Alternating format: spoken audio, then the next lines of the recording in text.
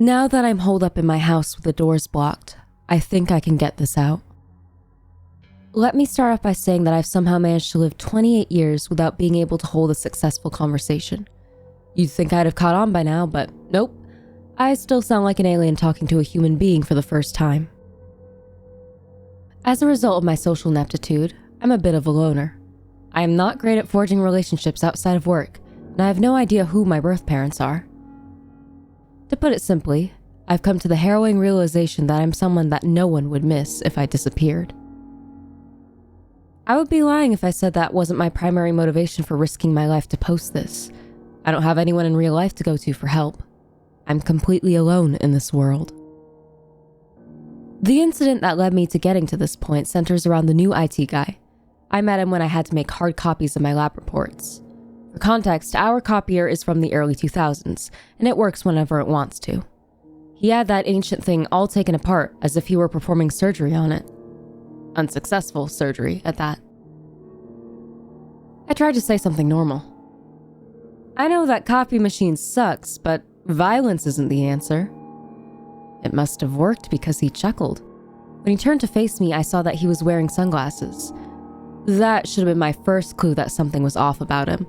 But one thing you need to understand is that the lab has what I like to call morgue lighting.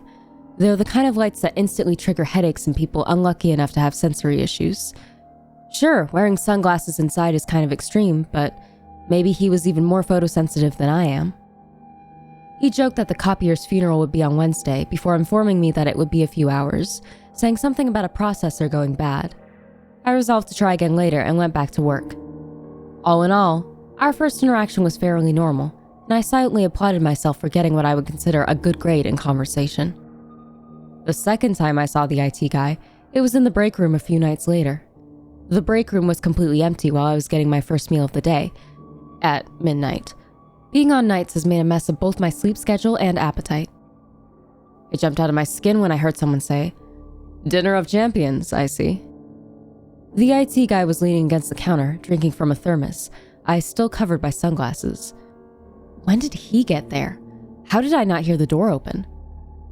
Maybe I was so sleep deprived that I simply didn't notice that he was there. I said something stupid about being a health nut first and a human being second as I burnt my tongue on my cup of noodles. He raised his thermos and informed me that the coffee was his dinner. It was uncomfortably silent for a moment. I twirled my noodles, chest tight with awkwardness, until I finally thought of something to say. So, is the copier alive? IT guy sipped at his thermos again before replying that it belonged in a dumpster. I responded that I lived in a dumpster and could hook him up, then immediately regretted it. He smiled and made an equally cringy joke about living in the walls, which made the knot in my chest lessen a bit. It was oddly comforting to talk to someone as socially inept as I am.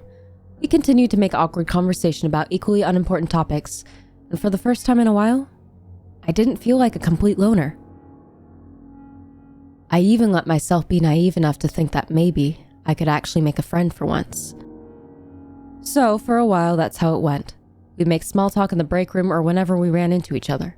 Besides the sunglasses and the way he seemed to just appear out of thin air sometimes, he seemed like a nice enough guy with an odd sense of humor. Where things took a turn was yesterday. I get off of work at 3 a.m. and the way to my house is full of back roads. It's not unusual for me to see my headlights catching the reflection of eyes in the darkness on the side of the road. Just deer, raccoons, and coyotes.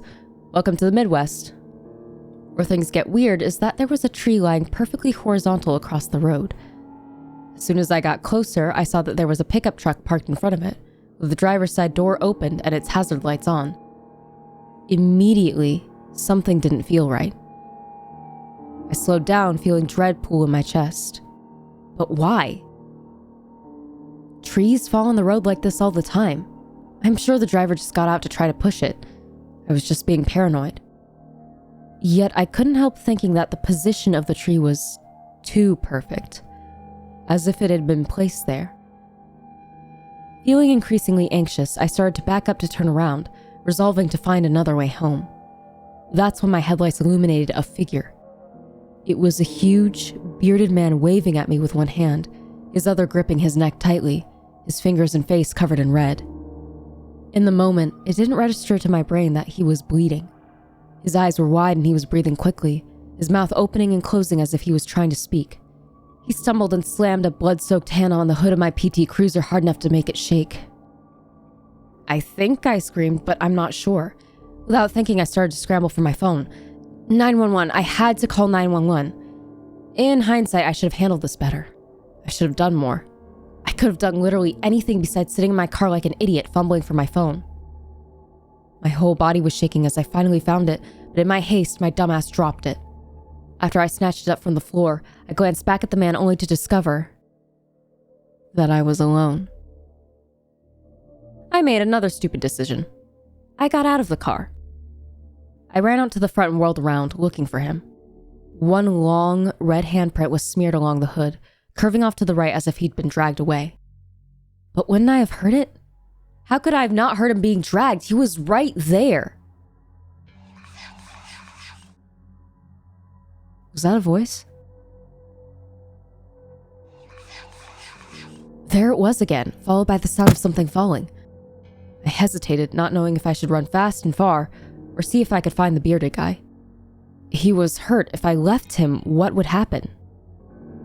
While a voice screamed in the back of my head that this was a terrible idea, I went towards the sounds, guided by my phone's flashlight.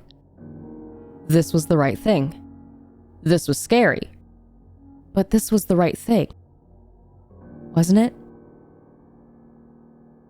Well, if it was me bleeding to death in the woods, I'd want someone to find me. It took a lot of effort to keep my breathing even as I pressed through the underbrush. That effort quickly went to waste when my phone's light illuminated two glowing eyes in front of me. I jumped back, thinking at first that I'd run into some sort of nocturnal animal, until the animal raised a hand to shield its eyes from the light.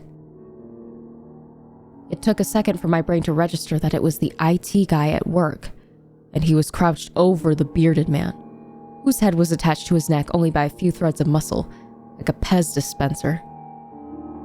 I turned and ran for my life, barely feeling the branches hitting me in the shoulders and face. I tripped over something, probably a stick, and by some miracle still managed to keep going.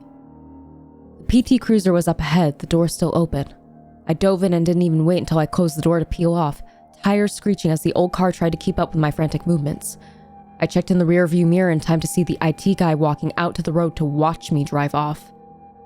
His eyes reflected my taillights like two tiny mirrors until I got down the road. Once I made it back home, I barricaded the door and had been peeking through the blinds obsessively. I don't think he followed me. Heck, I don't even know if he actually saw me. I think I may have blinded him with the light. Yet I still don't feel safe. I told 911 about the bearded guy's truck left abandoned in front of a fallen tree, but for whatever reason, the idea of telling them about the IT guy filled me with so much alarm that I wanted to vomit. It was an odd feeling, like somehow he'd know if I'd tell them, and it wouldn't end well for me. I'm hoping that just telling them about the truck would help them find the bearded guy, if there was anything left to find by the time they got there. That conjured up the memory of the bearded man's head, and I had to run to the restroom to throw up what little I'd eaten today. So, I'm really not looking forward to going to work tomorrow. If anyone has any thoughts on how to handle this, I'd love to hear them because my brain just keeps cycling back to panic.